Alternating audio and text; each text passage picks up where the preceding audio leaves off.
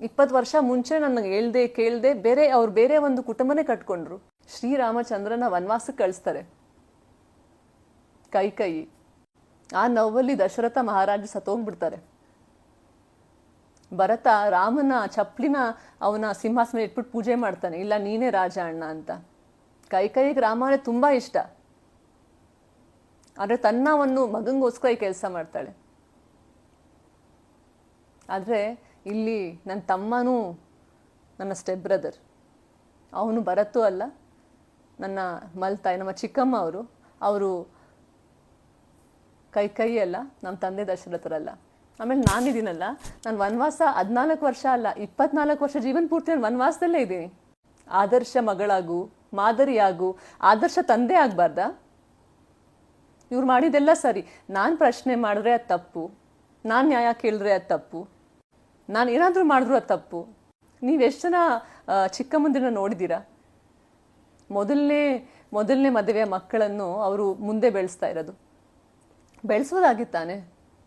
ನಾನು ಒಬ್ಳು ಮಗಳಲ್ವಾ, ಅವ್ರಿಗಿಂತ ಮುಂಚೆ ನಾನು ಇದ್ನಲ್ವಾ ಇಲ್ಲಿ, ನಾನು ಬೆಳೆಸ್ಬೋದಾಗಿತ್ತು. ಒಂದು ಆದರ್ಶ ಮಹಿಳೆ, ಆದರ್ಶ ತಾಯಿ ಆಗೋದಾಗಿತ್ತು, ಅವರು ಆದರ್ಶ ಚಿಕ್ಕಮ್ಮ ಆಗೋದಾಗಿತ್ತು.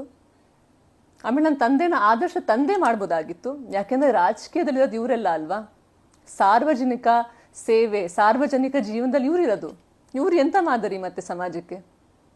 ಇವರಲ್ವಾ ಒಂದು ಎಕ್ಸಾಂಪಲ್ ಸೆಟ್ ಮಾಡಬೇಕಾಗಿರೋ, ಉದಾಹರಣೆ ಕೊಡಬೇಕಾಗಿರೋ ಜಗತ್ತಿಗೆ ಇವರಲ್ವಾ? ನೀವೆಲ್ಲ ಹೇಳ್ತಿರಲ್ವಾ ನಿಮ್ಮ ತಂದೆ ಜೊತೆಲಿ ಇರು ಅಂತ. ಹೇಗಿರಲಿ? ಈ ಪ್ರಶ್ನೆಗೆ ಉತ್ತರ ಕೊಡಿ. ಹೇಗಿರಲಿ? ಯಾವ ತಂದೆಗೆ ನನ್ನ ಪ್ರಶ್ನೆಗಳಿಗೆ ಉತ್ತರ ಇಲ್ವೋ, ನಾನು ರೀಚ್ ಮಾಡೋಕ್ಕಾಗಲ್ವೋ? ಅವ್ರ ಮನೆಗೆ ಹೋದರೆ ಅವ್ರು ಪೊಲೀಸ್ ಕರೀತಾರೆ, ಅವರ ಪ್ರಶ್ನೆಗಳು ಕೇಳಿದ್ರೆ ನಂಗೆ ರಪ್ಪ ಅಂತ ಹೊಡಿತಾರೆ. ನಾನು ಏನೋ ತಪ್ಪು ಮಾಡಿದೆ ಅಂತ ಹೊಡೆದಿಲ್ಲ ಅವ್ರು ನನಗೆ, ಬರೀ ಅವ್ರನ್ನ ಮಾತಾಡ್ಸೋಕೆ ಹೋದ್ರೆ ಅಂತ ರಪ್ಪ ಅಂತ ಹೊಡೆದ್ರು. ಯಾಕೆ ಸೇಟ್ ತಿರ್ಸ್ಕೊಂತಾರೆ? ನಾನು ಏನು ತಪ್ಪು ಮಾಡಿದೆ ಅಂತ? ಅವ್ರನ್ನ ಮಾತಾಡ್ಸೋದು ತಪ್ಪ?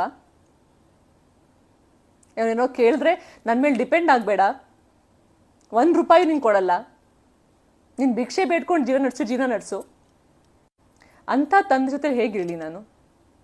ನಿಮ್ಮನ್ಗೆ ಹೇಳಿ. ಯಾಕಂದರೆ ಈ ಪ್ರಶ್ನೆಗಳು ನಿಮ್ಮದು. ಯಾಕಂದರೆ ನಾನು ನೇರವಾಗಿ ಮಾತಾಡ್ತೀನಿ. ನನ್ನ ಹತ್ರ ಕಳ್ಕೊಳ್ಳೋಕೆ ಇನ್ನೇನೂ ಇಲ್ಲ, ನನಗೆ ಯಾವುದು ಭಯನೂ ಇಲ್ಲ.